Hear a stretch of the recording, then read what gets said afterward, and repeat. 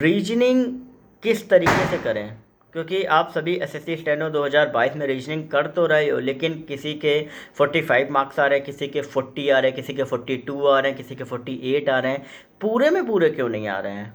सबसे बड़ी प्रॉब्लम ये है। और रीजनिंग का जो लेवल है वो उतना नहीं बढ़ा है जैसा बैंक्स में आता है, क्योंकि रीजनिंग एसएससी स्टेनो की अगर देखी जाए तो अगर आपने सारे टॉपिक्स अगर आपने पढ़े हुए सारे जो चैप्टर्स की अगर आपने प्रैक्टिस करी तो आप इजीली कर ले जाओगे।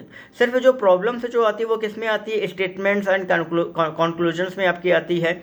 बाकी इसके अलावा जो आपका एक गोले वाला कुछ आता है उसमें कि पुरुष महिला इस तरीके से वो आता है, मैं नाम भूल गया, तो इसमें एक प्रॉब्लम आती है और 2-3 ऐसे होंगे जहाँ पर आपको प्रॉब्लम आती होगी। इसके अलावा मुझे ऐसा नहीं लगता कि बाकी चैप्टर्स में आपको कोई भी प्रॉब्लम आएगी अगर आपने अच्छे से प्रैक्टिस करी हुई है। लेकिन फिर भी क्यों नहीं आ रहे आपके मार्क्स, उसका सबसे बड़ा रीज़न पता है आपको क्या है कि जब भी आप मॉक टेस्ट लगाते हो तो आप बहुत रीजनिंग को हल्के में लेते हो। हल्के में इन द सेंस क्या कि आपका अगर कोई भी सवाल वहाँ गलत होता है तो आप ये चेक नहीं करते कि इसमें क्यों गलत हुआ, और अगर गलत हुआ है तो उसको नोट करो कि ये जो सवाल है अगर दोबारा कभी पेपर में आ गया ना तो मैं इसको गलत नहीं करूँगा, और उसमें क्या चीज़ लगी हुई है।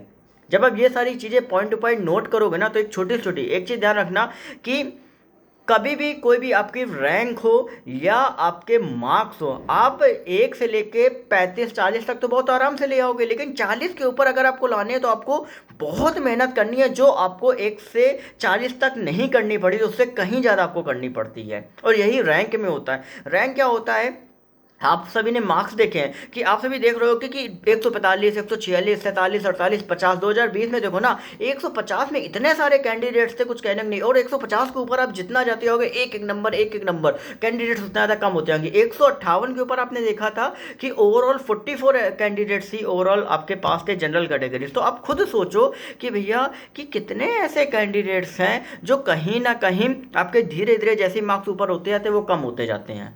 तो वो इस वजह से कम होते हैं क्योंकि आपने अभी तक जो मेहनत करी है उतना डबल मेहनत आपको करनी पड़ती है उस मार्क्स को पाने के लिए। 50 में 50 लाने हैं तो अभी तक जो आपने मेहनत करी उससे डबल मेहनत करी, एक एक चीज़ पे आपको फोकस करना होता है। एक भी चीज़ अगर आपने छोड़ दी ना आपका काम तमाम हो गया। तो ओवरऑल आपने अभी तक सारे चैप्टर्स की प्रैक्टिस करी होगी, फिर भी अगर आपको डाउट आ रहा है किसी भी चैप्टर में प्रैक्टिस करो। अगर स्टेटमेंट और कंक्लूजन का कोई भी सवाल गलत हो रहा है तो उसकी प्रैक्टिस करो। देखो मैं आपको बता रहा हूँ मेरे अभी तक के जो स्टेटमेंट और कंक्लूजन के जो सवाल थे बिल्कुल गलत नहीं होते, और वो क्यों गलत नहीं होते मैं आपको बता रहा हूँ। मैंने क्या किया था, आर के झा की बुक ली थी और उसमें चैप्टर वो पूरा दिया गया तो उसको पूरा मैंने सॉल्व किया था।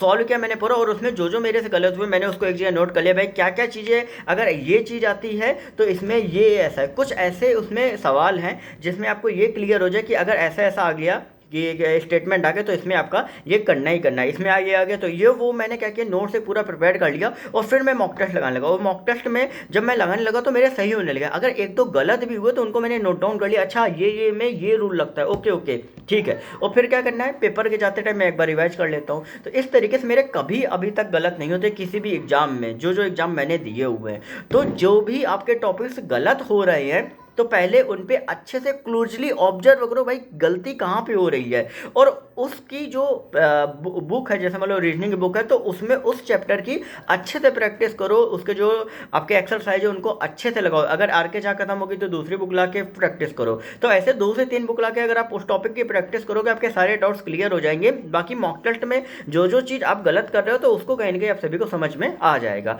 तो ओवरऑल रीजनिंग में आपको मार्क्स आपको आउट ऑफ 50 लाने के लिए ये सारी छोटी छोटी चीज़ों पे आप सभी को फोकस करना होगा, तभी आप 50 आउट ऑफ 50 ला सकते हो, अदरवाइज 50 आउट ऑफ 50 नहीं ला पाओगे। मैंने मेरे हिसाब से 2017 में दिया था तो मेरे 50 आउट ऑफ ऐसे ही आए थे, 49 या कुछ ऐसे समथिंग आए हुए थे। मैंने एक सवाल जो था उस टाइम पे छोड़ दिया था क्योंकि मुझे बाकी सब आ रहे थे, वो सवाल आया नहीं था तो मुझे लग रहा था गलत हो जाए, मैंने छोड़ दिया था। तो 50 आउट ऑफ 49 मेरे उसमें आए थे। और इसके अलावा इसके बाद मैंने एग्ज़ाम कुछ खास दिया नहीं, लेकिन बाकी जो अदर जो एग्ज़ाम्स थे जो मैंने दिए जिनमें रीजनिंग में मेरे अच्छे मार्क्स हैं, मतलब पूरे पूरे नहीं है लेकिन अच्छे मार्क्स हैं। तो ओवरऑल आप टारगेट करो कि नहीं आप मुझे 50 आउट ऑफ 50 लाने हैं, तभी आप कर पाओगे, तभी आप कहीं ना कहीं अपने जो ओवरऑल मार्क्स है उनको इंक्रीज कर पाओगे। क्योंकि अगर एक नंबर भी रीजनिंग में इंक्रीज हो गया ना तो आप ये समझ लो कि कहीं ना कहीं फाइनल सिलेक्शन में आपको काफ़ी ज़्यादा हेल्प करेगा। ओके।